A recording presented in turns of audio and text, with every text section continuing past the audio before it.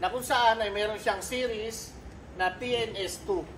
TNS2 kasi ang input voltage niya is 150 volts to 250 volts at may output siya na 220 volts.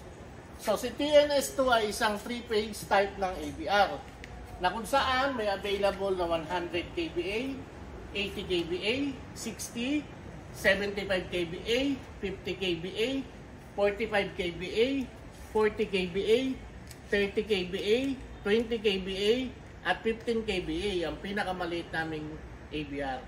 So, si TNS2 ay isa na rin pong digital type, na kung saan makikita nyo yung input current, ABC, and output na 220 volts. Sa loob, makikita nyo ang main breaker, at kung saan si TNS2 ay isa na rin may bypass, input voltage, at output voltage.